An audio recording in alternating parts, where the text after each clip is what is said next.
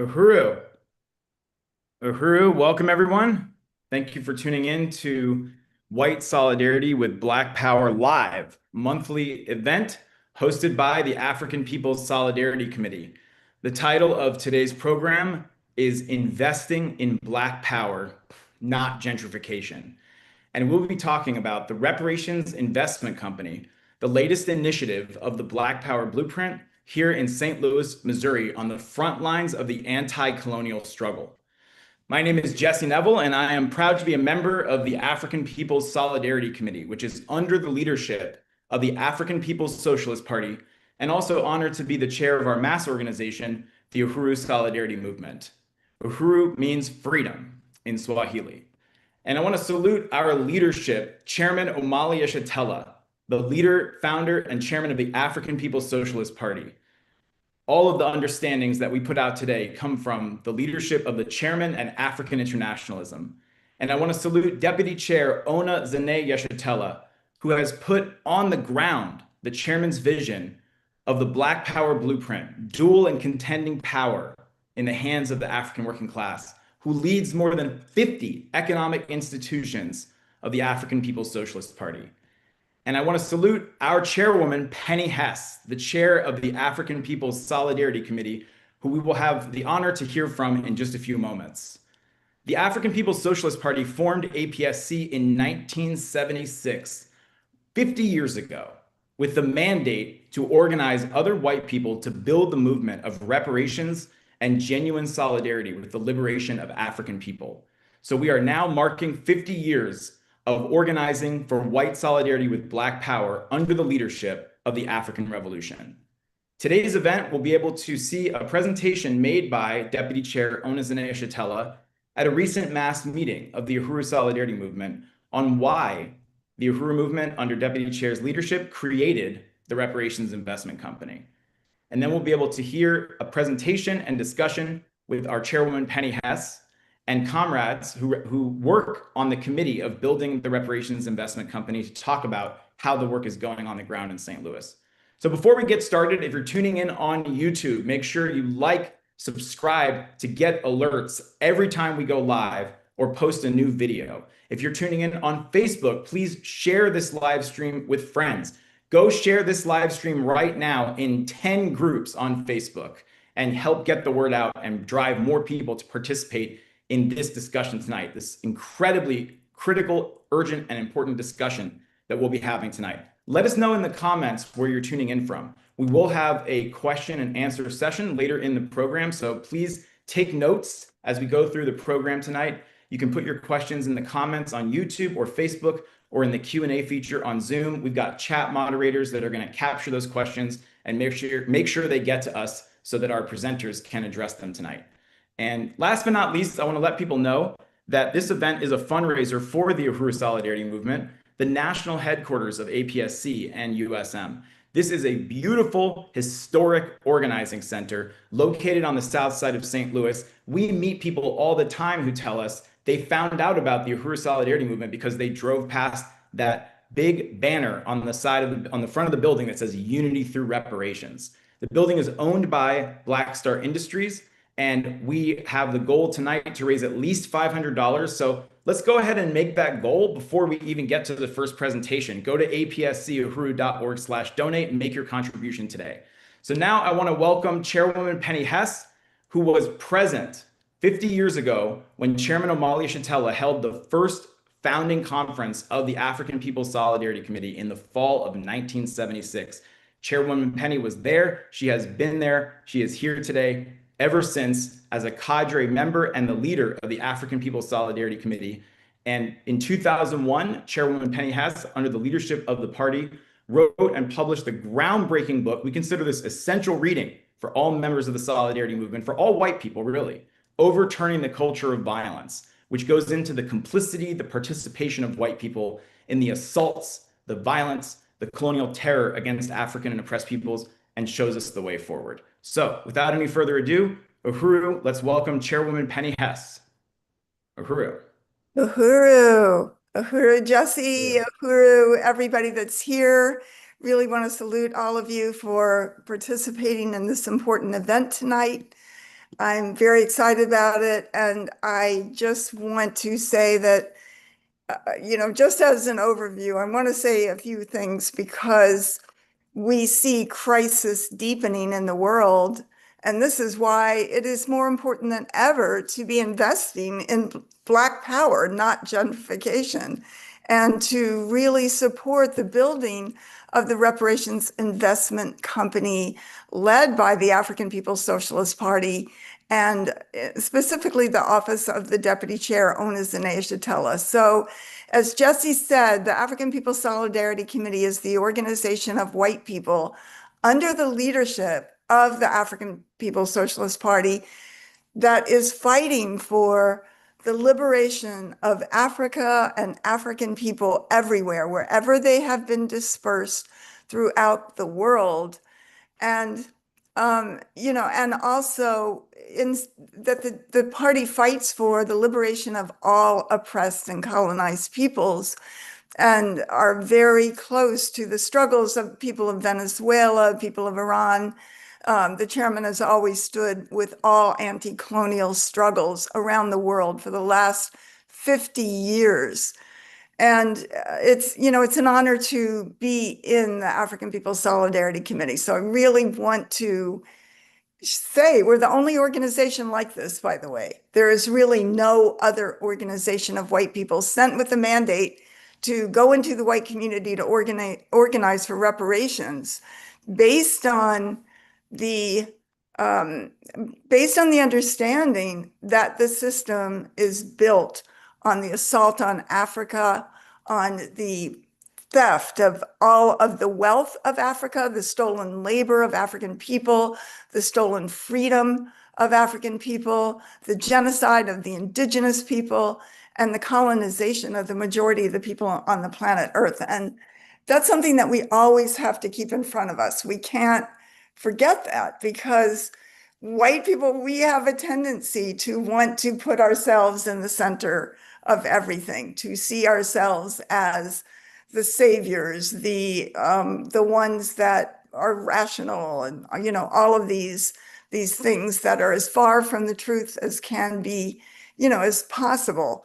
So again, the African People's Solidarity Committee is under the leadership of the party to go into the white community and to organize other white people, to turn our backs on white power, to turn our backs on colonialism, to end to fight to end to our relationship as the colonizers, as the center and beneficiary of colonialism, the main contradiction in the world. It's not enough to say racism. It is, as the chairman has taught us, it is colonialism. It is a political and economic system that creates wealth and steals the wealth and the freedom of African people and the people on the planet Earth. So I salute our leadership, Chairman Omali Yashatela, who refused to ever back down and ever bow down to the violence of the United States government that it inflicts on African people.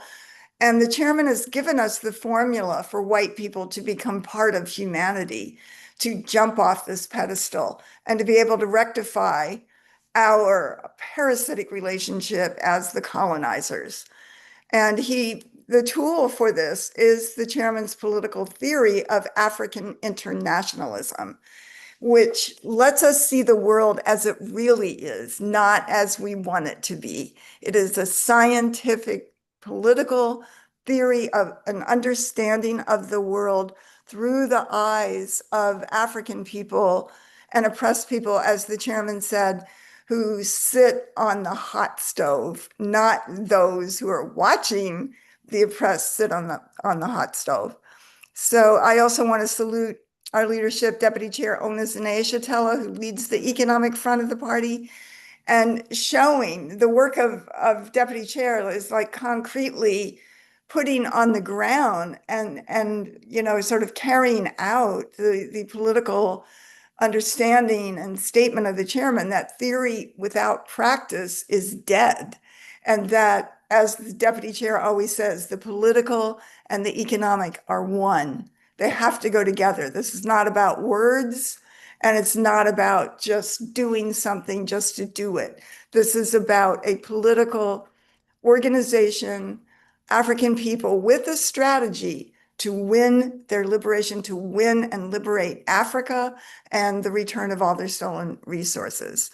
So I salute the Reparations Investment Corporation, and I want to say that the struggle led by Chairman Omali Yashatela has always been to complete the Black Revolution of the 60s.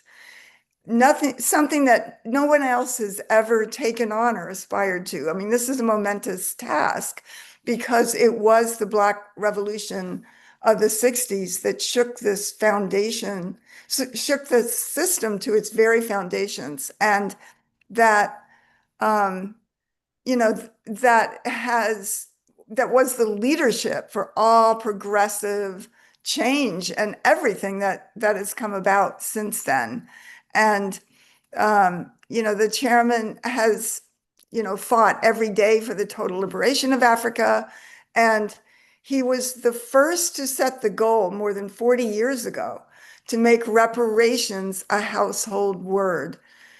And if we understand what reparations means, it means payback, it means return stolen wealth, it means returning what is owed. But 40 years ago, nobody knew what reparations meant.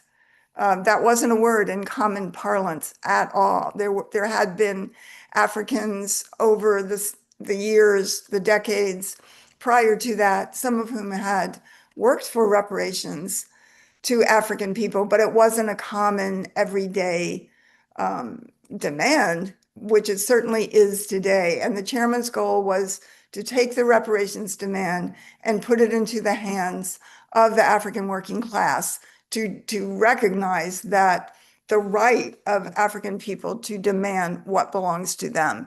And the chairman held the first tribunal on reparations to African people in 1982 in New York and held 12 subsequent sessions of that tribunal in cities all over the US and some of them in Europe to continue to bring to the world testimony on why and how reparations are due to African people. So he popularized that. And now I believe that reparations is something, it's a word that you would see in the newspaper, or, it's something in the parlance of common discussion every day in this country now due to the work of the chairman. And the chairman was also the first to show the way that white people could rectify our relationship to African people. And, and to say again that we have to go back and look at the crimes against humanity that white people have carried out, from the hideous lynchings to mass murder to convict leasing to mass imprisonment to all of the colonial conditions and colonial violence inflicted upon the African community over and over again for centuries, carried out, generally speaking, by just regular white people, just our grandmothers and our uncles and aunts. And, all of this that historically has been true. And that if we're serious and we see what the African People's Socialist Party is fighting for, many of us want to support it. We want to be part of it. We want to be on the forward side of history. And we want to take a stand that does forward the ability of African people, and thereby all oppressed and colonized peoples, to be free, to be liberated, to be able to live their lives, to be happy, to be able to not be bombed and, not be seeing what's happening, that the US is doing to Iran, what the US is doing to Palestine, and what the US is doing to African people and indigenous people right here inside the US. We don't want to be part of that. We don't want to be part of that. And that's why we're here. And that's why we're here tonight. And to say there is a way forward. And, the chairman created the African People's Solidarity Committee in 1976. And that was the first time in history that the African liberation movement put an organization directly under its leadership and accountable to the goals of what African people are struggling for, which is freedom, liberation, and reparations, and not some idea that white people have in our heads of what we think African people would be struggling for. So the chairman has always taught that the true problem in the world is colonialism, and that we can see that on every front of the headlines today. And that this fact that that colonialism is the DNA of the system we live in, and that the colonialism is the reason that we have wealth and African people are impoverished overall. In fact, I was just looking at the statistics the other day. The average wealth, meaning assets, home, the average wealth of the average white family is about $285,000. The average wealth of the average African family in the US is about $40,000 at best. So there's this huge wealth gap and every other kind of gap that is due to colonialism that we see together today. And we also say, as the chairman says, the problem is not fascism.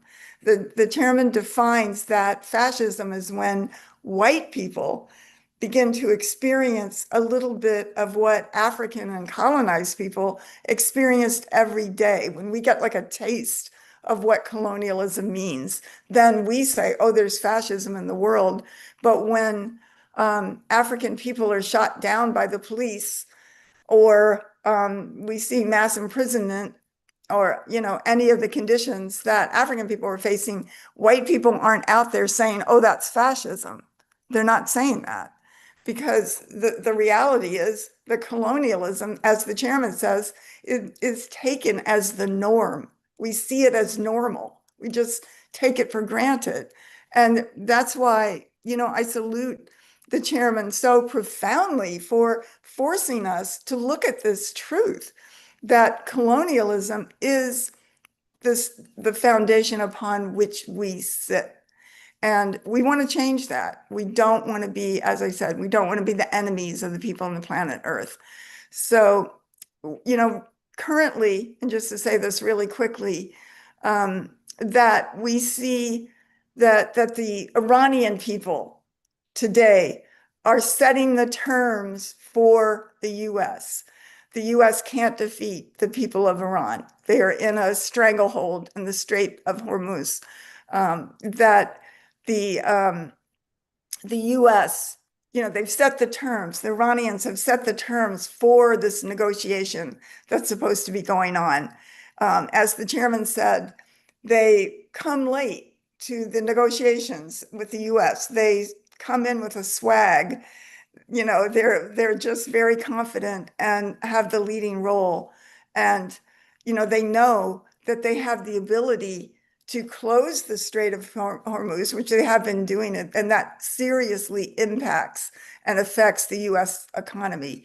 And just to say as a little statistic there, like roughly 30% of all fertilizer globally comes through the Strait of Hormuz.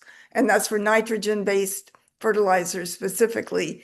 The Gulf region accounts for an even larger share, 30 to 50% of the world's urea and other ammonia and other components of fertilizer come through the Gulf of Hormuz. And that, we're seeing with the actions of the Iranians, they can control this, which is very powerful. The US can't control it. And we're going to see reduced yields due to this fertilizer, especially next year, when they're not going to be able to get it for, get the fertilizer that they need. I think it's, a huge percentage of the fertilizer used in the United States will not be able to be used in this year and early next year. So it's going to seriously impact wheat, rice, and corn and other important things. So, I also wanted to say that the global public opinion and international support for the Palestinian people in Gaza have shifted dramatically inside the United States through the powerful struggle and through, also the work that the African People's Socialist Party is doing and other forces like the Black is Back coalition that has so boldly stood in solidarity with the Palestinian people and the work of the Palestinian people, their leadership in movements here inside the US and around the world. So now, prior to this recent period, the majority of US Americans were stood with Israel. But now 60% of those polled inside the US are against that and stand with Palestinian people and the struggle of Gaza. So, we also see this huge struggle of the people of Venezuela, Nicolas Maduro, and we know that the Hands Off Uhuru and other organizations are out there in New York where the president, the duly elected president of Venezuela, is being held in a US prison. And this is outrageous. They really keep a whiteout of this news. And that, we know that there are rallies out there. African People's Socialist Party is among those who have been out at rallies in New York City in front of I think it's the MCC, Metropolitan Corrections building there, where he and his wife, Celia Flores, who is called the first combatant, are being illegally held. So, we want to raise this and we want to know, and we want to state that it is the African liberation movement that is out there standing with the people of Venezuela, the people of Nicaragua, the people of Cuba, the people of South Sudan, of course, Africa, all of Africa, South Sudan, and the Torore and others in Africa. And I know that this is a worldwide struggle, and we have to be there. And here in St. Louis, this is how we can join the world. This is how we can be on the front lines of the struggle under the leadership and under the powerful political umbrella of the African People's Socialist Party, which has deep bonds and relationships with the Mexican people, the indigenous people, and the Iranians and Palestinians and all oppressed and colonized peoples around the world. So I just wanted to say that there are some things that we have to do as the African People's Solidarity Committee. I do want people to know that the appeal for the Uhuru 3, which was, of course, is being led by Chairman Omali Yashatela, Jesse Neville, and myself. We will be in Atlanta on July 22nd, just next month, and a number of people are joining us. So if you want to be part of that, if you want to join, it's going to be a really powerful stand. I think we have over 45 people or more who are going to stand with us in court, with Chairman Omali Yashatela in court. And of course, all of the brilliant Uhuru legal team will be there as we take on this precedent-setting appeal, and really, really going to be a powerful thing. So you can sign up on the Hands Off Uhuru website. There is going to be a lunch together, events. There's much more than just the time in court. We will be summing up before and after. So calling on people to be there. And I do want to also call on everybody to be part of building the Reparations Investment Corporation and this whole movement. It is so winning. It is so concrete.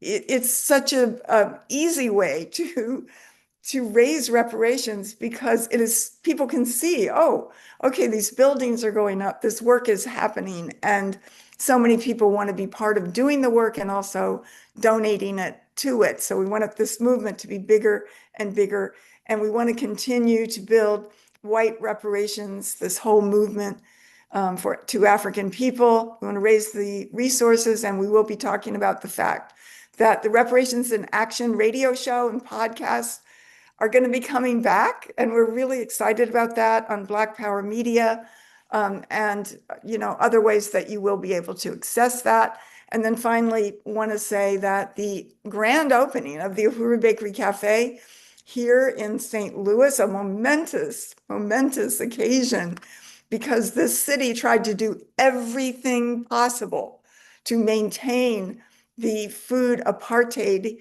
on the north side of St. Louis. They did not want African people to build their own cafe, their own ability to feed, clothe, and house their own community. And it's also right in the same little area as the beautiful Shambhala Uhuru Farm, Freedom Farm, the Uhuru Gardens, and the many other programs, the basketball court, the housing for the African independence workforce, and so many other things. So we're calling on people to come to Atlanta, always calling on people to come to St. Louis if you haven't been here. So much is happening. Come to Atlanta, July 22nd. Come to St. Louis for the grand opening of the Uhuru Bakery Cafe on August 15th. We are winning. It is powerful to be on the winning side. A lot of white people are depressed when they look at the news, but we know that the struggle of the colonized is what is changing the world, and that it is the African Liberation Movement, Chairman Omali Yashatela, and the African People's Socialist Party that is changing the world every single day. Uhuru, we are winning. Uhuru. Thank you, Chairwoman Penny. We are winning. Reparations Uhuru. now. Uhuru. Thank you for that very, very mobilizing, powerful presentation, Chairwoman Penny. And just on that last note, as we segue into this recording of a presentation by Deputy Chair Zené Yashatela, I just really appreciate everything that you said. The whole analysis of the chairman, African internationalism, enabling us to understand the whole world situation from the point of view of the African working class and oppressed peoples on the planet Earth. And when we look at the world through their eyes, through the eyes of the oppressed, then we have hope. We see a future. And the point about like the depression that so many of us in the white community face, the hopelessness, the despair, it's not irrational. If you see the future in the context of this system is always going to be here, and that's all that ever will be. But the Reparations Investment Company, like the volunteer days, being around the Uhuru movement, being around the Black Power Blueprint, is the most joyful, positive, exhilarating, redemptive, life-affirming thing that we can do as white people. Because it's not false hope. It's based on really uniting with, in practice, the struggles being led by African oppressed peoples to change the world and create a future where everybody can live in genuine peace. And that's why it's called A New World Under Construction, and we get to be a part of it. So I thought that was a very powerful presentation by Chairwoman Penny Hess, and we look forward to being able to take questions and comments from those of you who are tuning in with us tonight. Please continue to take notes and put your questions and comments in the chat so that Chairwoman Penny will be able to speak to those later. And now we're going to turn to a recording of a presentation that Deputy Chair Zené Yashatela gave in May at the USM Mass meeting. And this is significant because based on the decades of strategy and leadership of the chairman to build dual power, to build political and economic power for the African working class, to go beyond protest, to say towards what end. Deputy Chair has taken this and made it real on the ground in a brilliant, creative, revolutionary way. And the Reparations Investment Company is just one example of that. Deputy Chair posed the question, you hear about real estate investment, you hear about property developers, and obviously you think gentrification.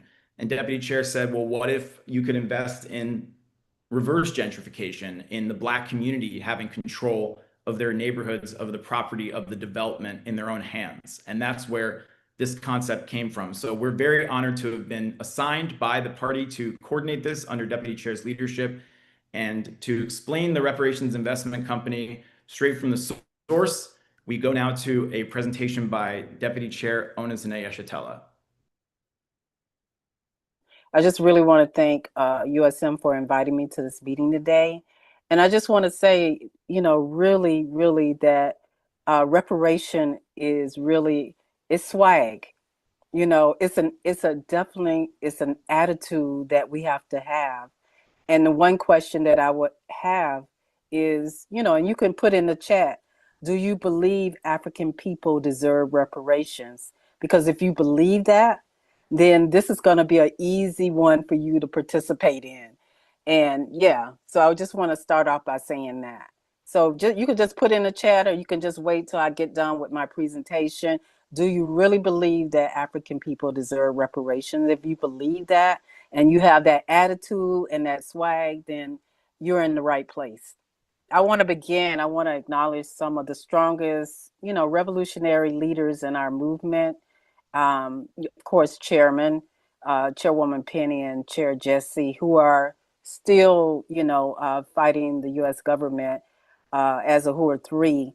As everybody know, the appeal will be taking place in Atlanta, Georgia on July 22nd. So if you can make it to Atlanta, we're going to be really happy to see you there. So I just wanted to really give a big shout out to the committee of the RIC, which is led Brenda McCoy as the RIC project chair, Indigo, who is the RIC promotional director, also Kara, who is the RIC donor and sponsor director. And also I want to really acknowledge Camille Clark, who is, a force to be reckoned with and has come into USM like a storm. She is the RIC NTU volunteer coordinator. So over the years serving, just like USM is a mass organization, I came in years ago serving in the mass organization under the International People's Democratic Ahura movement. I was the international treasurer. And I learned something that was very important about organizing and building economics. I came across a phase that that really stayed with me for a very long time, and taking on the economic work. It was called getting off the treadmill. That phrase perfectly describes where we stood for a long time politically and economically. For decades, our movement has organized fundraisers, events, marches, flea markets, webinars, and campaigns to sustain our work. That work has been necessary and important, though the African People's Solidarity Committee and the Ahura Solidarity Movement reparation work has existed since 1976. So putting fundraising alone can become a treadmill. So every month we run hard just to survive another month. The money comes in, the bills get paid, then we start all over again from zero. This is survival, but genuine economic development is very different. Economic development means building institutions that continue to produce value for African people long after the fundraiser ends. So that means land. That means businesses. That means housing. That means food production. That means media. It means industry, schools, and infrastructure controlled back into the hands of the African community. Fundraising buys fruit for a day. Economic development builds the farm that feeds generations. We will begin growing 9 vegetable boxes and 3.5 barrels of herbs to 24 rows that are 25-foot long beds to plant and cultivate in the north side of St. Louis.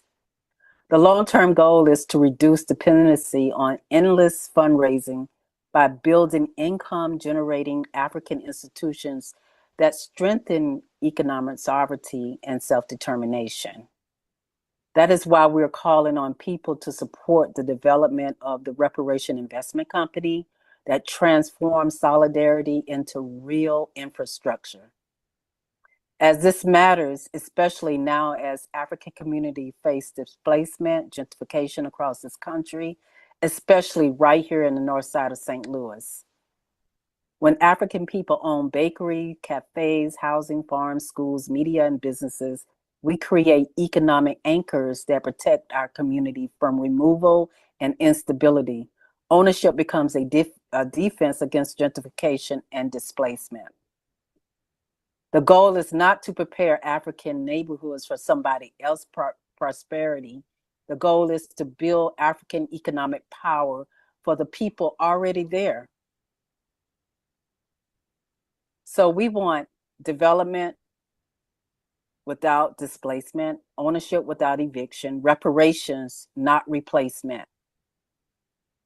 Every African-owned institution we build becomes a part of a reparative economy where dollars circulate within our community, create employment, train young people, preserve culture, and strengthen political power. Here are some of the spin-off businesses that we will be implementing in this process. The first one would be Reparation Realtor, is more than just a real estate agent. They are a community-centered economic organizer who uses real estate as a tool to reverse displacement, restore African ownership, and to build collective wealth in the Black community. The core values of a reparation agent is that we protect the Black land ownership, fight gentrification, generational wealth, build collective health, and educate the community. So the next spinoff that we're going to be doing is the Uhuru Staging Company, which is our tagline is interior design with purpose. So we feel like we need to create different revenue streams in order to make this not just one company, but many companies that can help sustain us over decades, not just over a month to month or a year to year. This is bigger. The Reparation Investment Company is bigger than just that. You know, that's why we're creating these spin-off companies.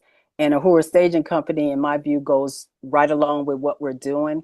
We're renovation and everything like that. We should have a staging company that all we need to do is go to our warehouse and bring in the, the furniture and accessories that we need. And the next slide is just another model of how, the different social media and different ways that we're going to be showcasing this Uhuru Staging Company through our social media, through sending out emails, through, everything that we do, a normal business would do. And also we have Uhuru 314 Lawn Care, which our tagline is pride, our community, and our land. And we'll be using this as another spinoff, which goes right along with, the Reparation Investment Company, the staging. And so taking care of the land in our community and really building, community commerce within it. And also being able to speak with our neighbors on a day-to-day basis, weekly and monthly, by taking care of their lawn with pride and, just really showing them who we are as an organization. Next slide is Uhuru Wabinki, which is our Freedom Bank, and our tagline is our Road to Reparation. We have had this on the table for a while now, and what we did was we had all the departments and organizations donate $2,000 to help, as seed money to jumpstart this bank. So right now, it's been in the making for the past 4 years now.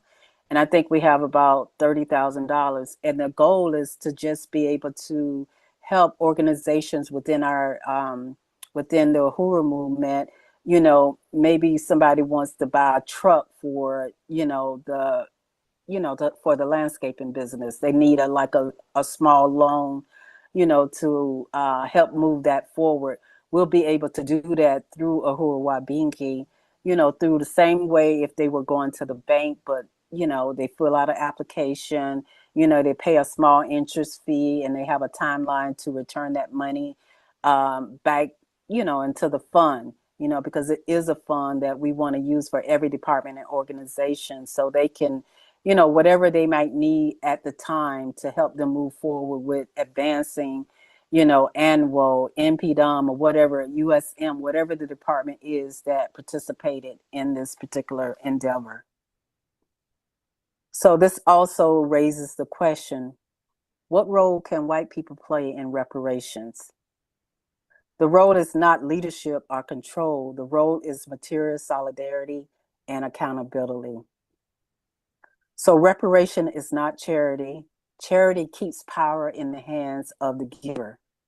Reparation recognizes the debt owed and supports the restitution of power to the people who are targeted and dispositioned. So concrete participation includes supporting African-led institutions financially, helping acquire land and buildings, redirecting resources into for African self-determination projects, using access and influence to open opportunities within our ownership, and respecting African political and economic leadership. Because the true measure of solidarity is not influence inside the movement, is how much capacity is built for African people to govern and sustain our own communities that shows on the outside. The Reparations Investment Corporation gives people a concrete way to participate materially in rebuilding African economy life. This life you have already witnessed for yourself, and most of you on this call have actually participated in building investments that can support African-owned commercial properties, cafes, bakeries, housing, cooperatives, farms, food systems, manufacturing, cultural centers, media infrastructure, and community retail.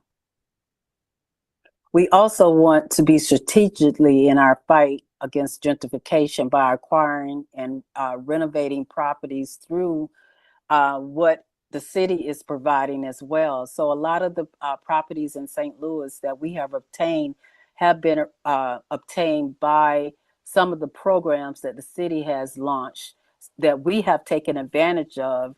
And now they know who we are, so they look out for us, trying to apply for certain things, but we're still going to continue to move forward through the LRA, the Prop NS program, the sheriff, what they call the tax sales, and also donated properties. So instead of wealth being extracted from the African community, this model helps to circulate and expand wealth within the community itself. These are some of the ways we get off the treadmill. This is how we move for survival to self-determination and self-reliance to ownership and the means of production into the hands of the African working class communities. So summary, reparation agents will understand our mission and vision of our organization. Reparation agents who are fired up and very passionate and inspired about what they do. Reparation agents who would tell others about the Reparation Investment Company. Reparation agents who trust APSC, USM to keep the torch burning. Members who will support RIC with their skills, time, and resources. So no matter what direction you go, north, south, east, or west, no matter how you park it, all roads lead to the Reparation Investment Company. Uhuru. Uhuru. Uhuru. Wow, that was so amazing. Yes. Every time I see that, that's such a powerful presentation. And I just feel that we need to take that everywhere. We need to have a tour with that Absolutely. around. I mean, it just lays it out. It's such a, in such a simple way, why we need to build the Reparations Investment Corporation and just how powerful that is. And just how Deputy Chair is making the point that this is not a fundraiser, this is economic development, which is really shows the difference between those two things. That's So right. I just think that's a really great presentation. I really unite with it. Uhuru. Uhuru, Chairman Penny. Yeah, I unite with you. That was an absolutely brilliant presentation by Deputy Chair Ona Zené Yashatela. And let me make sure I got the program in front of me here. But yeah, I just want to unite with what you said. It lays it out so clearly, so beautifully, in such a powerful way. And we're going to be hearing in just a moment from some of the comrades who have stepped up in this period to take on leading roles within Uhuru Solidarity Movement to carry forward the different aspects of the Reparations Investment Company. And I just really, Uhuru. Well, no, I just want to say before we do that, I just wanted to salute some of the people who are on the Zoom. I see Comrade Ann Hirsch from Ecuador, Becky Camo, Comrade Dylan, Comrade Allison, Elizabeth Maldonado, Frank Lang, Jennifer Sullivan, Uhura Jennifer from Florida, Joshua Dodge, MQ, Muba Yaru Fulani. And I think that she said somewhere that she was from Operation Power, so perhaps works with Charles Barron and Inez Barron in New York. Right on. Lee Gittleson, Sharon Janis, really good to see your name anyway.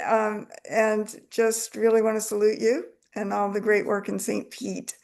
Stephanie and Victor Van Buchem apparently from St. Louis. So those are some of the people. I know there's other platforms. And There's some Victor people. is in St. Louis right now, but he's from Columbus. That's Indigo's father. Oh, wow. Yeah. So Okay. welcome back to St. Okay. Louis, Victor. Uhuru. Uhuru. Uhuru. Yeah. So I want to salute everybody as well. And again, just salute the presentations that we've heard up to this point from Chairwoman Penny and Deputy Chair Ona Zené Yashatela.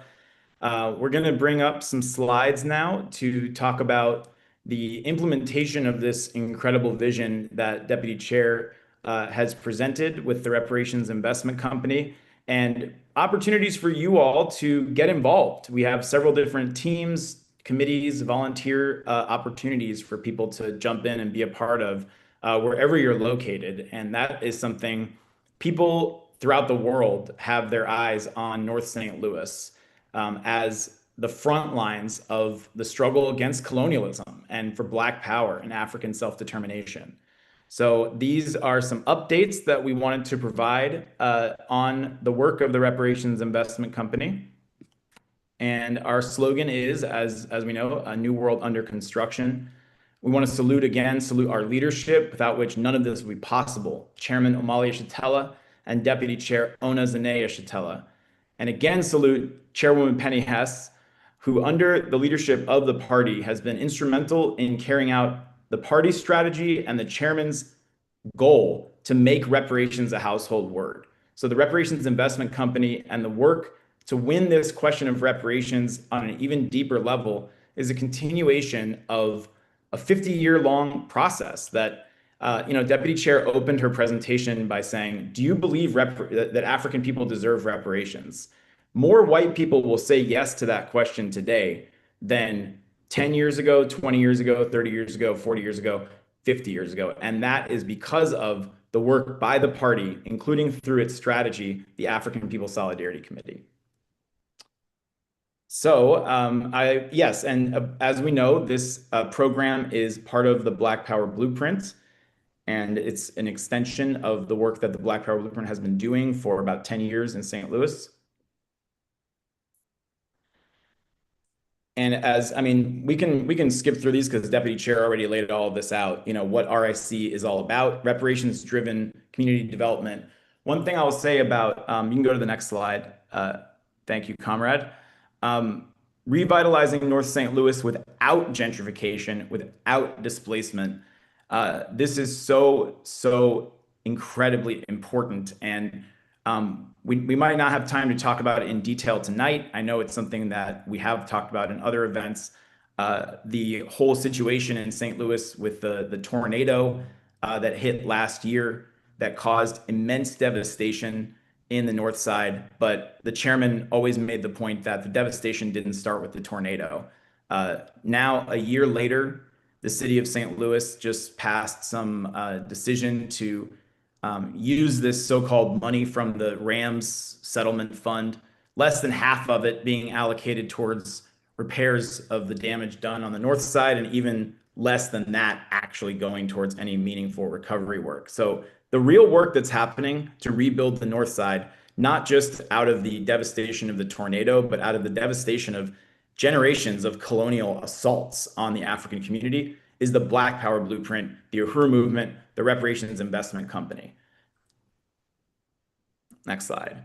So there are 3 properties now under renovation, with the particular focus right now on that first property on the left, which is going to be put on the market this summer, and which is going to be a beautiful home for sale in the community. The second property there is a 4-plex apartment structure, beautiful building with 4 apartments in it, each of them having been named for significant African freedom fighters in St. Louis and Missouri history. And that third property there will also be a home renovated for sale in the same area, actually near where the basketball court is that the Black Power blueprint created. So this is just the beginning of the Reparations Investment Company's work. And you're going to hear from the people who are on the ground making it happen. Go to the next slide. So I just want to let people know how you can invest. If you're interested, you can go to reparationsinvestment.com. You can sign up on the form or email info@reparationsinvestment.com.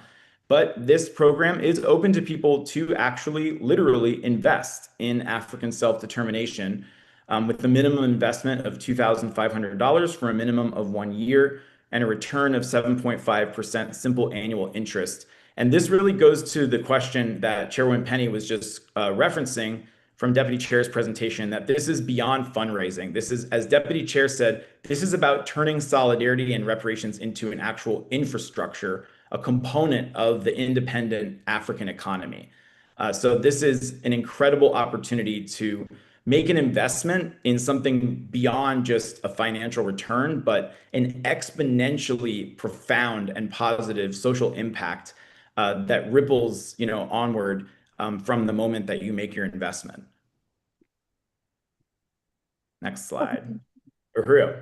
I just want to say something. I was saluting the team, but I do think that the whole struggle to build dual and contending power, which is what this is what the party is doing is, and the sort of foundational part of every revolutionary struggle in the world, because basically the way I've heard it put out before is that the revolutionary forces build more and more, take territory, have their own liberated territory until the colonial state becomes an empty shell of nothing but repression. And I think that's a brilliant way of seeing it. It's just like building it bigger and bigger and bigger until, it becomes exposed that this state has no benefit except to extract from the people. But this is what the people can do without the state over it, with their own power. So it's very exciting. Real. Yeah, and I think that being here in St. Louis, like there's so many white people who want to take this stand. That's something that we've been seeing, being out in doing outreach, and a couple of months ago, the International People's Democratic Uhuru Movement and USM participated in holding a demonstration at City Hall during a so-called budget meeting. Where we unfurled banners with statements calling for economic development, not police containment, and condemning the mayor and the board of aldermen for selling out the Black community. And during that meeting, there were dozens of people who spoke. Of course, African people who were just exposing what the city is doing and demanding what is rightfully theirs. And there were also a lot of white people who spoke who we did not know, but who sounded like they had been in a meeting with us earlier that day, getting the talking points on what to say, saying that they don't want to be part of a system where what they have comes at the expense of the North Side, and that for the city to put any money towards anything but the North Side is criminal. This is the sentiment of even white people who spoke out at that meeting. And I think, since the launch of the Reparations Investment Company, the organizing of USM in St. Louis has been really, influenced by the power of this campaign. Being out on, and we're going to be at Pride this weekend, and I'm sure we're going to experience that again. So many white people are so excited to hear that something like the Reparations Investment Company exists. They know about people like Paul McKee and all of these, scam artists and predators that prey on the African community. They want to differentiate themselves. We want to differentiate ourselves from that. And this is an opportunity to, take a real stand with the North Side and with the African community and the struggle for dual and contending power. So it's really incredible. And that's, by the way, not just for St. Louis. I know we're going to hear from, well, actually, I'm going to present her notes, but Kara out in the West Coast and the responses that they've been getting, from people there in California for support of something here in St. Louis. So this matters to everybody, what's happening here. And I want to salute the team really quick. The Vice Chair of USM, Amanda Carlozzi, the projects coordinator, Brendan McCoy, we're going to hear from in just a minute. Deputy Chair summed her up very well. A force to be reckoned with, Camille, our volunteer coordinator. Kara Locke out in Oakland, who is the donor and investment campaign coordinator. Leah Fifield, amazing comrade, part of the grants team in Minneapolis, and also the givebacks coordinator. Indigo, who is on with us tonight. And again, shout out to Indigo's father, Victor, who is over promotions for RIC. Dylan, who is here in St. Louis and a part of the contractor work with RIC. Jamie Simpson, who's in St. Pete, who's coordinating the sponsorship and acquisitions team, getting donations and discounted materials and supplies from companies and businesses to support RIC.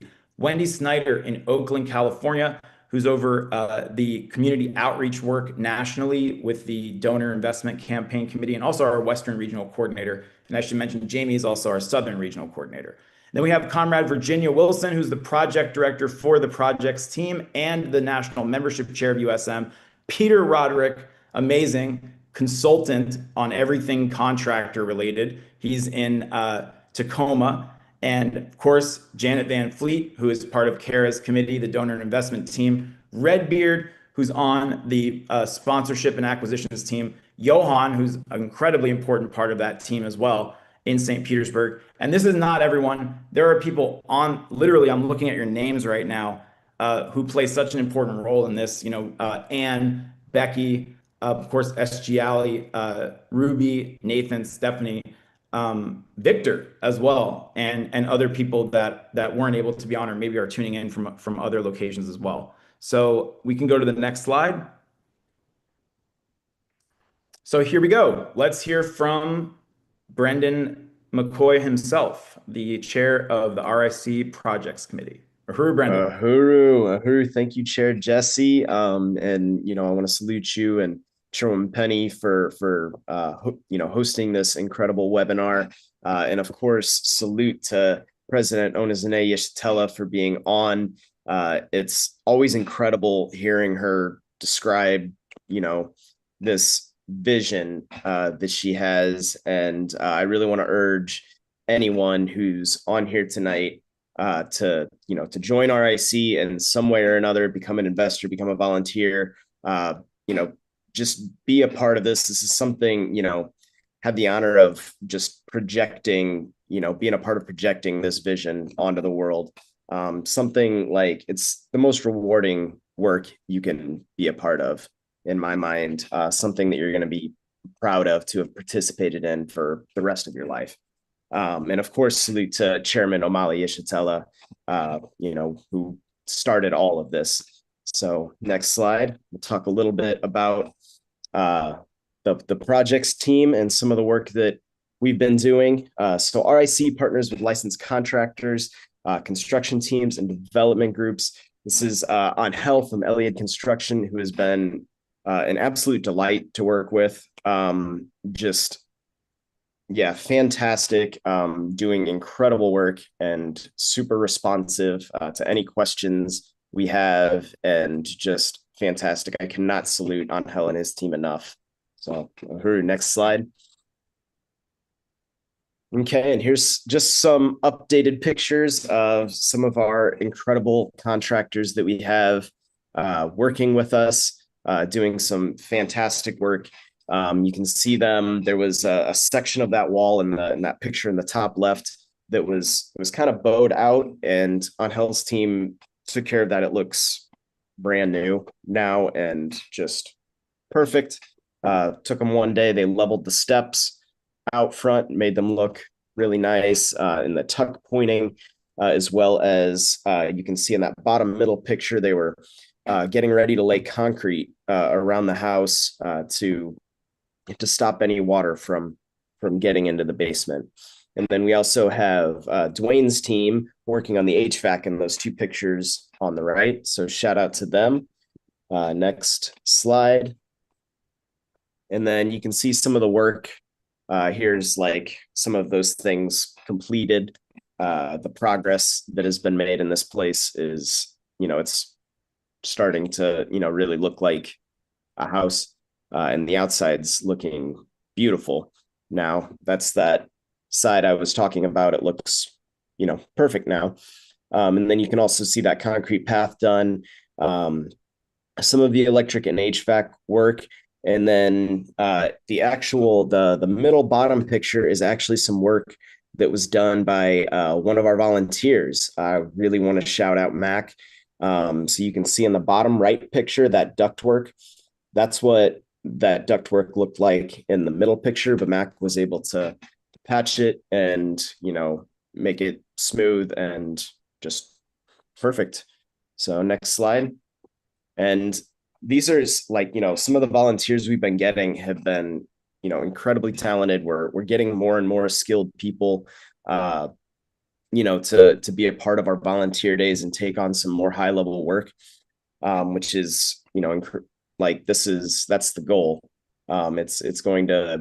What's going to lead this to be, such a successful thing. And this line, 40 new signups at Punk Rock Flea Market. I know we had 80 new signups at Earth Day. We had, a bunch of new signups every time we go out and talk about this, because it's, such a winning endeavor. Every single person that hears about it is excited about it, has, something positive to say about it. And that's how we're growing this. And it has been growing every single volunteer day we see, every single meeting we have. We've got more people in. So next slide. So this is project number one. So the plan is renovating this property for sale. And it's been an incredible learning experience, an incredible project to be a part of. And yeah, this was kind of an early picture. It's the stairs have been leveled since then, and so many other things, tuck pointing. Next slide. And here's just a list of the things that have been completed. So the roof replaced, removal of pipes in the basement, along with the radiator. The old radiator was removed. Tuck pointing, kitchen tile removal, bathroom demo, sanding walls, framing and drywalling in the kitchen, which we still have a little bit more of that to do, but a lot of it has been done. The flower garden has been planted, leveled the steps to the house. The HVAC is actually almost completed. We just need the units to be installed, but all the ductwork is in place. The electric, kind of the same deal. We just have some outlets that need installed, but all the wires are ran. Yard waste removal, and in the yard, we got donations of like lawnmowers and different tools to use in the yard. And it was such a battle on the first volunteer day, and now it's something that we just take care of real quick whenever we go out there on our volunteer days. So the concrete path around the house, the kitchen plan was finished. George, want to shout out another one of our incredible contractors. George did the kitchen subfloor, and is, once the utilities are finished up, is ready to install the actual flooring that goes on top of that. Framing and drywalling in both bathrooms. There's some that's still needs to be done. And then the egress from the kitchen to the dining room. So we closed off the kitchen had an entrance to the bathroom, and the dining room had an entrance to the bathroom, and they were right next to each other. So we kind of made the house flow a little better. Bathroom just has the one entrance now, and then the kitchen leads to the dining room, kind of open it up, making it a friendlier space to maybe, host friends, and just a, more inviting space. And then replaced ventilation covers on the outside of the house. Some of these metal ventilation covers were missing, and on Hell's team took care of that. So next slide. Upcoming priorities, plumbing. We've been reaching out to a lot of plumbers to get the best bid, make sure we're being very, responsible with the funds that have been invested in this. Also the window replacement, which is in progress. The majority of those, there were a few broken windows have been replaced. There's a few more that still need taken care of. Cabinet installation, our acquisitions crew has been doing some really incredible work, reaching out to places, getting discounts, getting deals, which I do want to actually shout out Floor and Decor here in South County, St. Louis, who are donating the kitchen floor. So just, shout out to them. And I went in there to get some samples, and they're incredibly friendly and helpful. So, really want to shout out the stand that they're taking. So framing and drywall upstairs, of the hallway ceiling, install toilets, and the shower kit. We need to patch some of the damaged plaster, just spots around the house. And then, of course, appliances, which we're getting, acquisitions teams getting a lot of discounts and deals on appliances. We just need to make kind of some decisions on those. Painting, priming, and staining, and then installing fixtures and lights around the house, as well as removing the paint on some of the painted wooden floors. So. And here is how you can get involved. Join this committee, the RIC Projects Committee. We have meetings every Tuesday night at 6:30 p.m. You can join on Zoom. You can join at the Solidarity Center here in St. Louis. Wherever you are, you can be a part of this work. We are looking for, and this is just some of the things we are looking for. If you're like, well, I don't match any of these things, we can find something for you. Absolutely no problem. So, but these are some of the things that we are looking for. Electricians, window installers, plumbers, tile installers, painters, roofers, in-kind material donations, interior designers, carpenters, tuck pointers, property acquisition researchers, and so much more. We want to be growing this, so we need to be, finding properties that we can get that we can, turn into livable spaces and, keep moving with this. So next slide.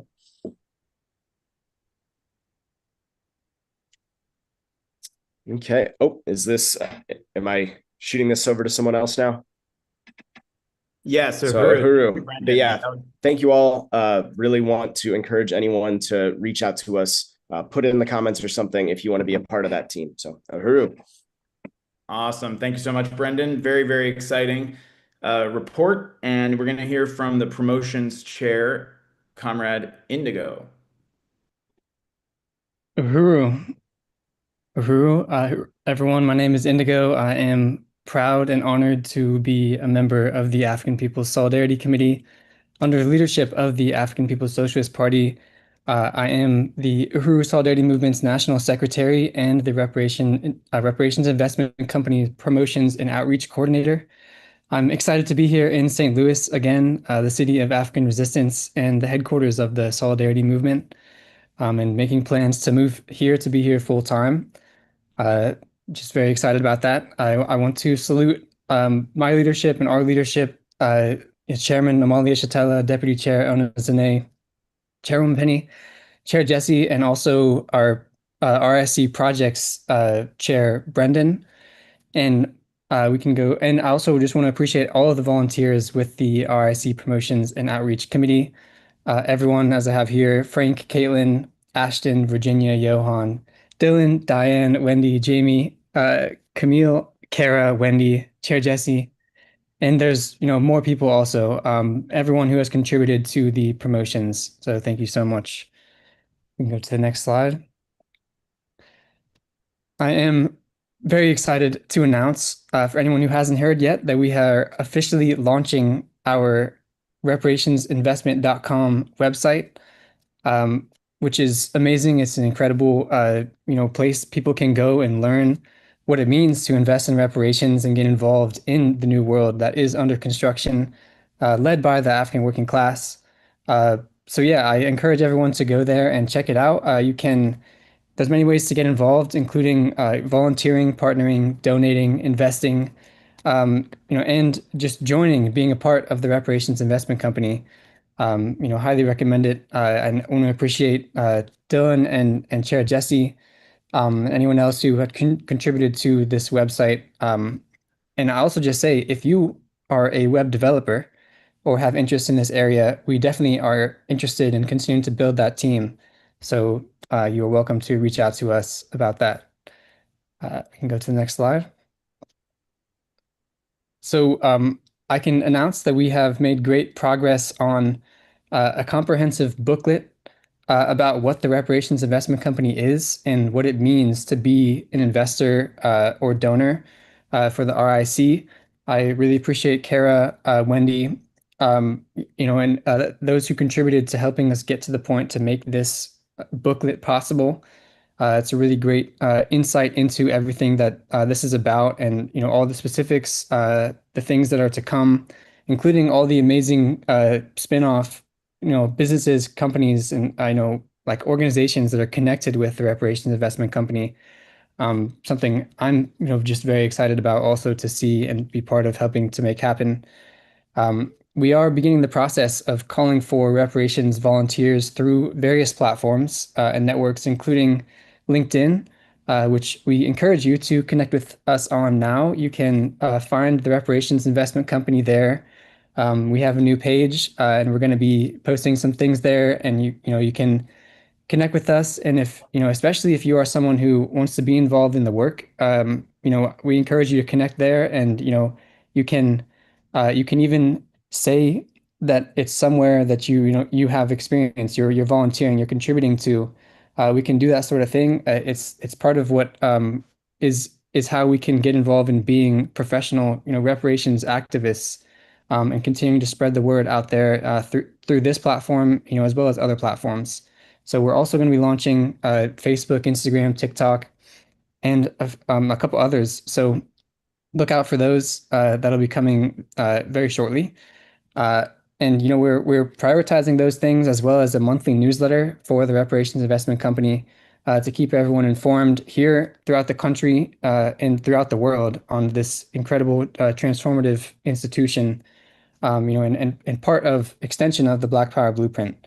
And then last on this slide, we have, we're in the process of preparing to make a video promotion, a sort of commercial, like introduction to the Reparations Investment Company.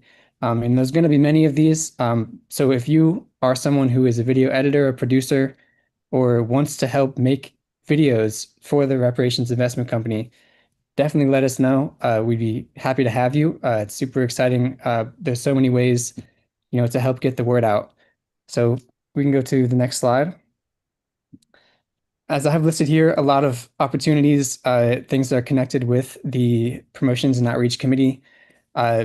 I know there's a lot of things listed here, and essentially the idea is just if you have any interest as it pertains to something that could help with the promotions and the outreach, there's a way that we can fit you in and get you involved with this. Just some key things to mention. We're definitely, looking to build in the area of people who are interested in being, researchers or corresponding with other media, getting interviews and podcasts and access to other types of outlets. That's one piece. And then, people who want to get involved contacting other organizations other people, other groups who can help, just continue to build this. And that's in St. Louis and also everywhere else.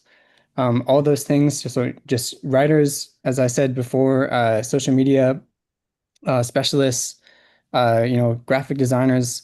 And I appreciate everyone who has contributed to these things already. We're continuing to build and grow these teams.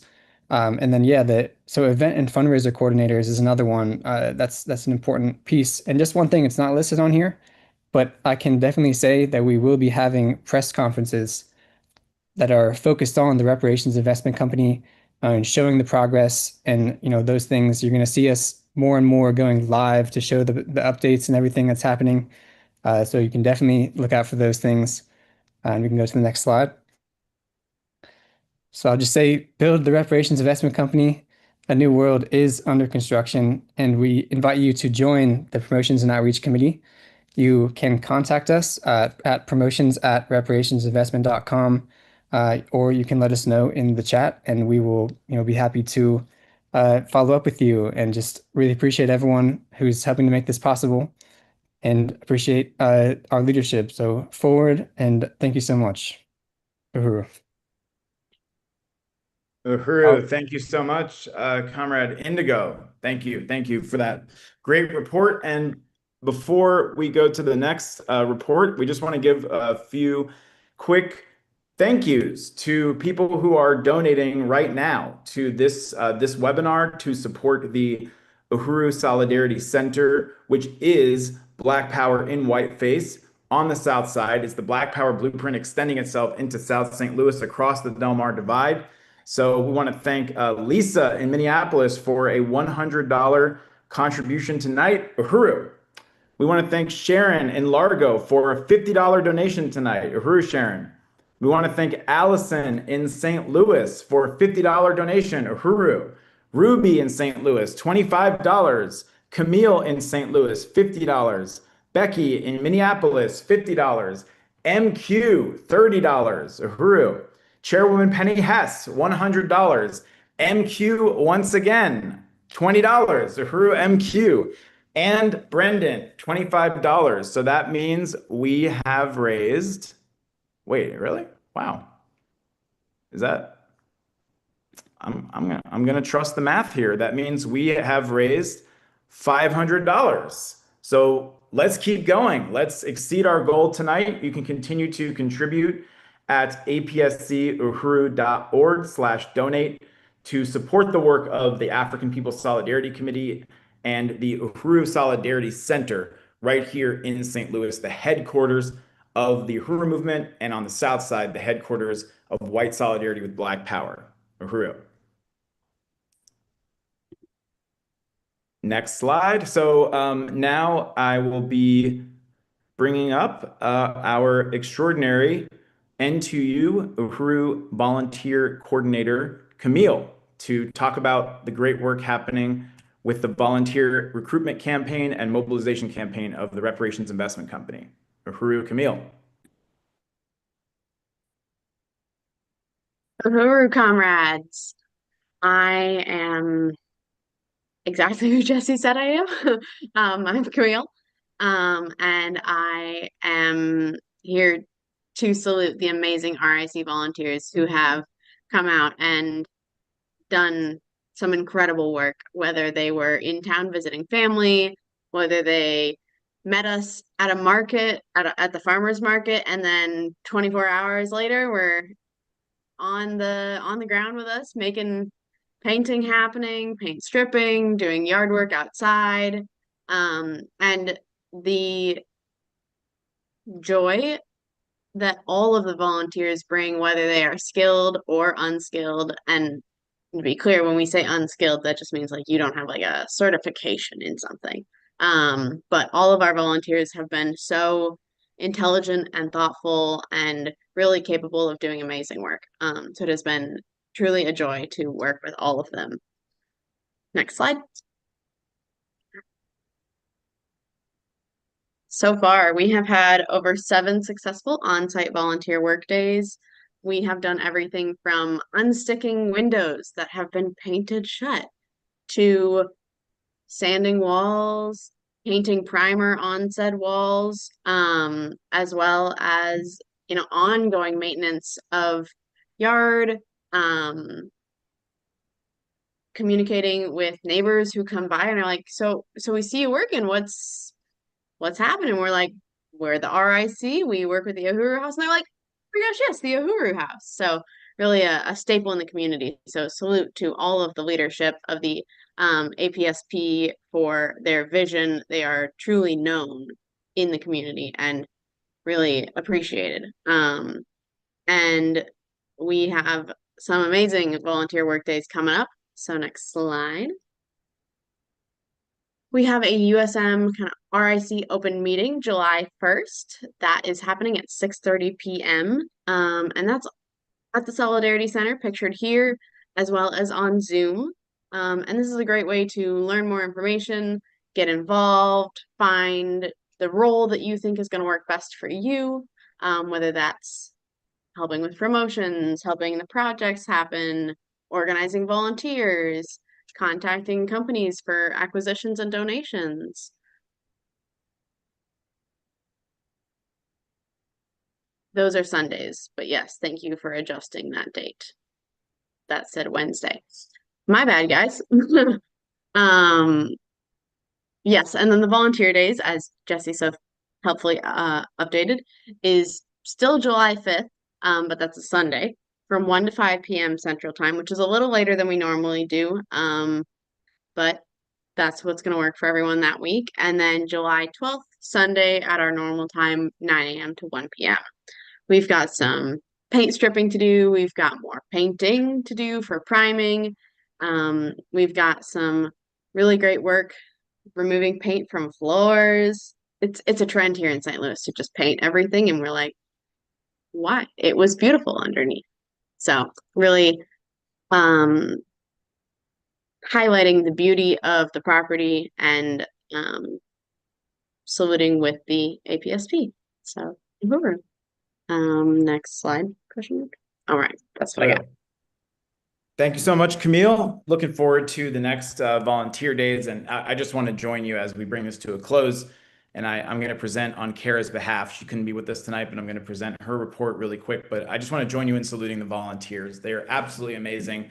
And I love the fact that, if I can't make it to the volunteer days and I hear how they went, I hear about all these names. I'm like, who are those people? And then it's, oh, well, we just met them yesterday at the Tower Grove Farmers Market. That's so amazing, and just a testament to the power of this strategy from Deputy Chair and the Black Power Blueprint, that it brings people in, it makes it possible to do concrete work for reparations to African people.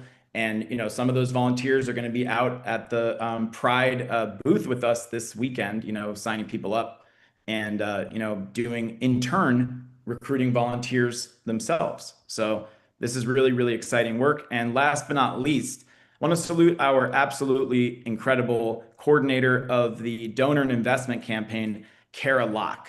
And this comrade, as I mentioned, is located in Oakland, California, and she's been a member of the Uhuru movement for a long time.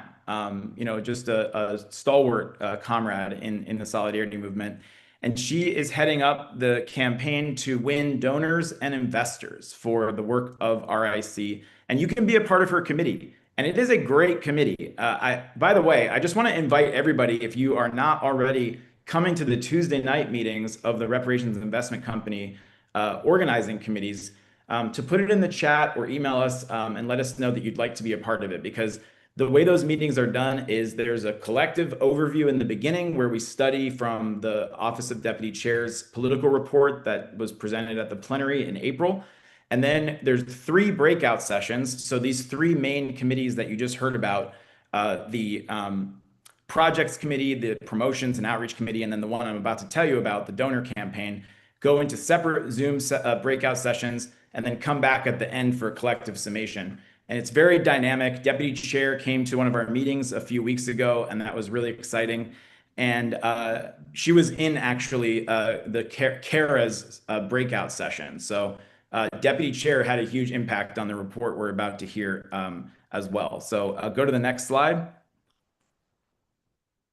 So Kara put this report together, saluting her amazing team, which includes Wendy Snyder as the secretary for the committee, Janet Van Fleet involved in outreach and events. Also, Janet is an amazing on-the-ground organizer in Tacoma. Amanda Carlozzi over the budget. Dylan Cooper, who we met here in St. Louis. We actually met him at Pride a couple years ago. Who now lives in New York. He is involved in RIC grants. We're doing research and grant writing. Vito Pearson out in Farmington, Missouri, amazing comrade who's doing research into potential funders and also media outreach. Leah Fifield, Givebacks coordinator. Mavia Burke in Portland, who's involved in coordinating outreach and events to get the word out. And of course, Ann Hirsch and Leslie in Ecuador, another amazing longtime member of the Solidarity Movement who's involved in research and grants and brings so much creativity and initiative to this process. If you go to the next slide. So this is the report that Kara sent in, and what Kara is talking about here is that this committee has organized 25 people to participate in the annual Reparations Challenge campaign, and that's going to be ongoing. That is where you can actually set a goal to raise a certain amount of funds as reparations and hold some kind of event or benefit show or poetry night or bake sale or house events or anything in your community to build the culture of reparations. This committee also held an event in Berkeley at the UU Church in January of this year to promote the Reparations Investment Company and win investors into the growing investor community. It is growing an ongoing network of potential investors, ambassadors, and donors, attending numerous events in the community to promote RIC, participating in weekly outreach in SF Bay Area and Tacoma, created committee job descriptions, and is now involved in posting for volunteers through LinkedIn and other platforms. And what I mentioned this to Kara earlier, what I consider the most important achievement of this committee so far is that it is building. They have 9 people now in the committee itself taking on essential roles, with 3 new members in the last month, Vito, Ann, and Dylan, who are already doing amazing work.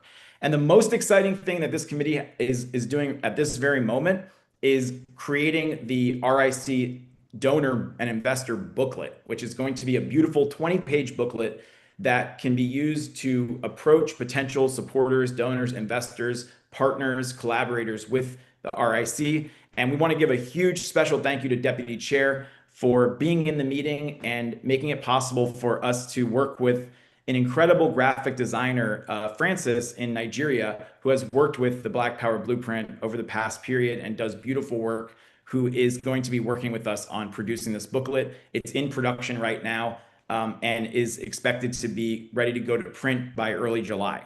So that's going to be a huge leap forward, and we want to take this out far and wide. The slogan for this committee is to think big, go big. We're going to be going to banks, foundations, churches, synagogues, universities, corporations. Like, we have to go into the corporate boardrooms and win major funders, donors, investors for the work of the Reparations Investment Company.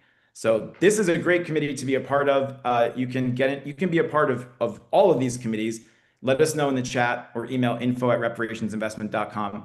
And now I want to also thank Johan, who donated $25, Stephanie, who donated $25. So Chairwoman Penny, I'm excited to say we have raised now $550 tonight, and we can just continue bringing in the support for the Uhuru Solidarity Center. Thank you so much, everybody who has contributed at APSC uhuru.org/donate.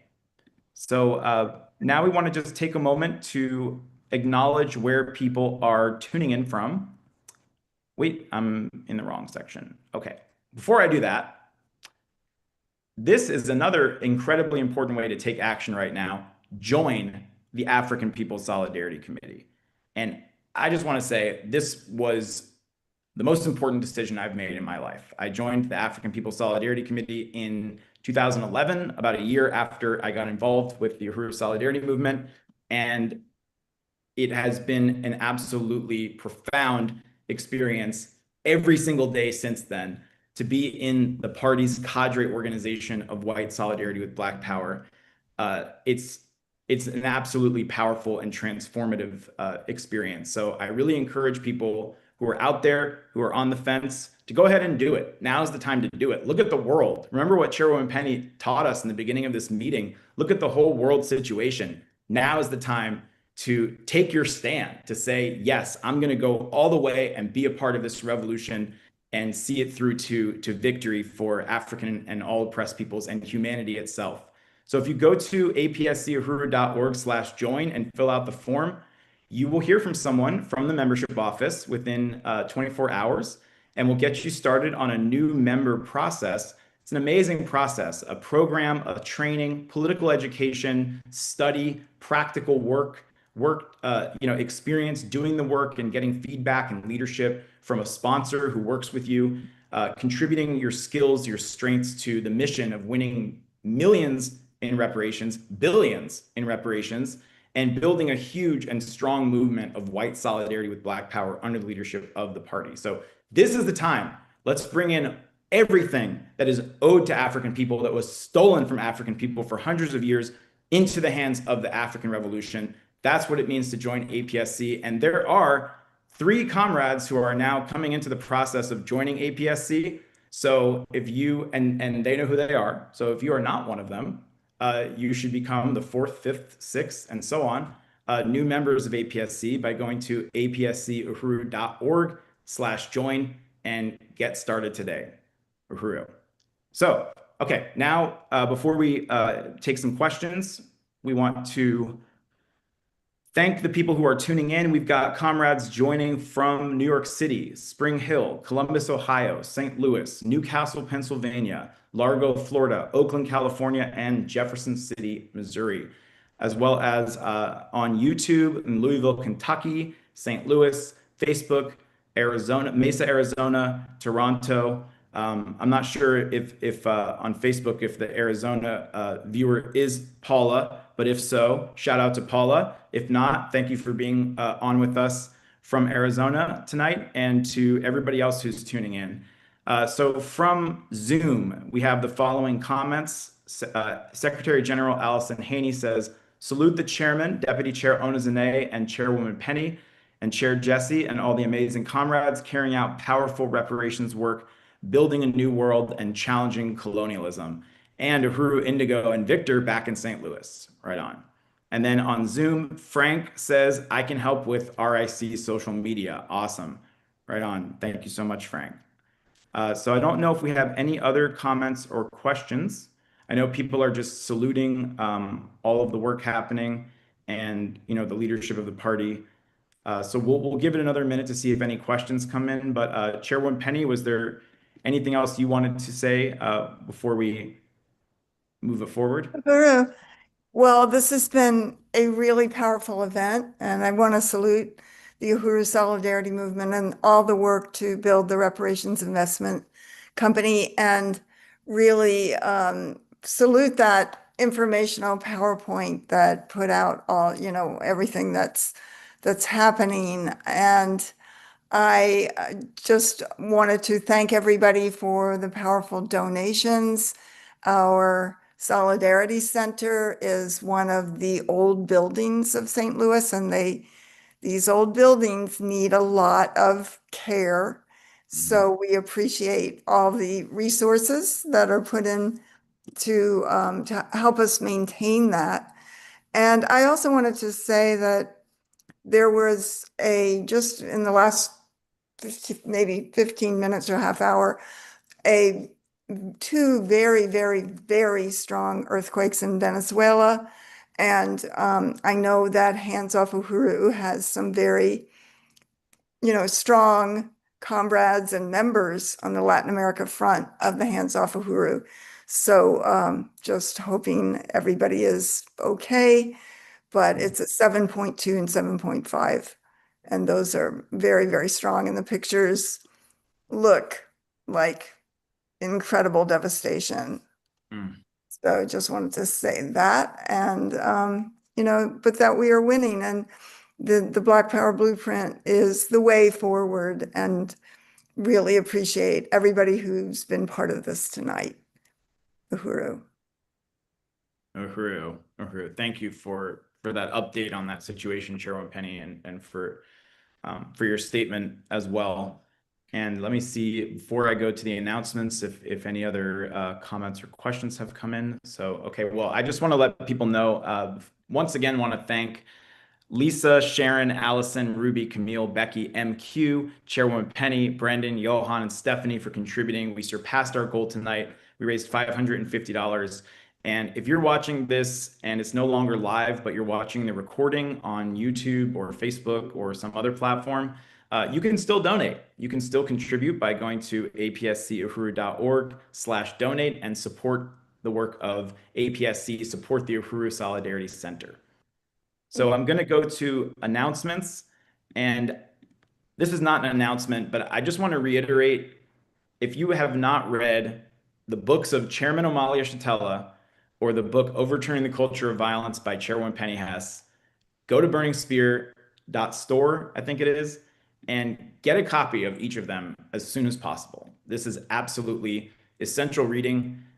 If you're new to this movement, I mean, my memories of joining this movement are just like getting obsessed with those books, like learning the history, the theory, the worldview. It's so eye-opening. It's an awakening. You experience like seeing the truth. And, I just want to make a strong plug for people to read those books. I know they say people aren't reading that much anymore, but these books will get you back into reading. So definitely check it out, theburningspear.store. And your newspaper. Absolutely. Yes. Every month, the Burning Spear newspaper, become a subscriber. We got to do Burning Spear studies everywhere we are. That's something we need to get going. So, and you can read it online on the website. There's a Substack. There's even a podcast that the Burning Spear does, One Africa Worldview podcast. And APSC has a podcast, which you can listen to previous episodes by going to uhurusolidarity.podbean.com, or you can just literally go on if you have a smartphone, go to podcasts and, or any app where you can find podcasts and search for Reparations in Action. And you will find literally hundreds of episodes of that incredible podcast. It is amazing. I feel like compared to so much of the things that are considered podcasts out there, this one is really special and really worth listening to. And that's another team you can be a part of, by the way, because that podcast is going to be relaunching soon as well. Okay, so announcements. Pack the court in Atlanta, Georgia for the Uhuru 3's appeal oral arguments. This is so exciting and historic. And Chairwoman Penny talked about this earlier. So there's going to be an event that day or the day before. That event is going to be, actually, this is an old flyer. We'll get out the correct information, but both of the events that are happening, before and after the actual hearing are going to be at Georgia State University School of Law. And special thanks to Professor Natsu Saito. This was a recent change, so the information will be updated shortly. But what you see at the bottom there, Georgia State University School of Law is where the event is happening on Tuesday. Not the GEM studio. Right, exactly. So Tuesday, July 21st from 6 to 8. The chairman is going to be there. The Uhuru 3 attorneys are going to be there. Chairwoman Penny and I from the Uhuru 3 will be there, and tons of supporters are going to be coming out to be a part of this. So the event is called Event on the Uhuru 3 Case, Defending Free Speech and Dissent. It's going to be law students coming out to learn about this. It's really exciting. So you can actually go to handsoffuhuru.org/take action to sign up, to pack the court, to be there for these events, and to pack the court on Wednesday, July 22nd, 8:30 a.m. at the Elbert P. Tuttle Court of Appeals. Another reason to read the Burning Spear newspaper, you can read the article by Chairwoman Penny about that courthouse and its historic political significance for the African liberation struggle, which continues with this hearing. So that's going to be Wednesday, July 22nd, followed by a lunch and a debrief summary with the Uhuru 3, with the chairman, with the attorneys, and with law students. also at Georgia State University School of Law, College of Law, that same day, right after the hearing at 10:30. So handsoffthehuru.org/take action. And next, so this is another, I mean, this movement is just one victory after another. It's incredible. So much powerful stuff happening. And this is one of the most exciting. August 15th, after a long battle that the people, the African community, waged under the leadership of the Black Power Blueprint with the city of St. Louis, with the Board of Adjustment, with all these different manifestations of colonialism that tried to stop this bakery from opening. It is opening on Saturday, August 15th, grand opening of Uhuru Bakery and Cafe in St. Louis, and it's going to be commemorating the 139th birthday of Marcus Garvey, celebrating African culture, African history, African self-determination. So you don't want to miss this. Seriously, come to St. Louis for this. If you don't live in St. Louis, make plans to be. This is going to be a truly, truly remarkable, historic celebration of, of African self-determination and reparation. So you got to be there. Saturday, August 15th, right here in St. Louis.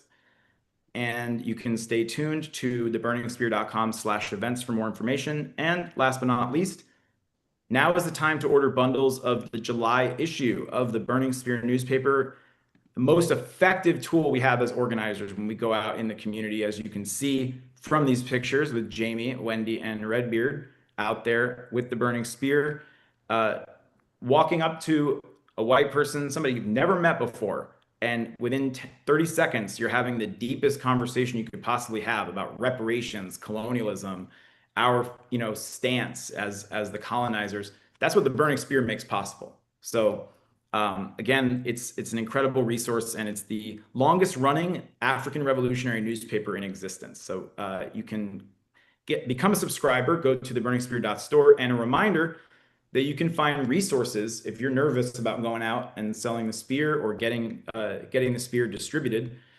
Fear not. There are resources available for you at apscuhuru.org/spear toolkit that give you everything you need to know about how to go out there and get the spear into the hands of the people. So for details about all of these events and more, you can go to theburningspear.com/events. Thank you to everybody who donated tonight. Thank you to everybody who participated. Thank you to Chairwoman Penny Hess. Thank you to Deputy Chair Zené, Yashatela, to all of the amazing comrades from RIC that presented on your areas of work. And make sure to visit uhurusolidarity.org, apscuhuru.org. Learn more about USM, the African People's Solidarity Committee, how you can become a member, how you can join the work today to build white solidarity with Black power and unity through reparations. Thank you so much. Uhuru.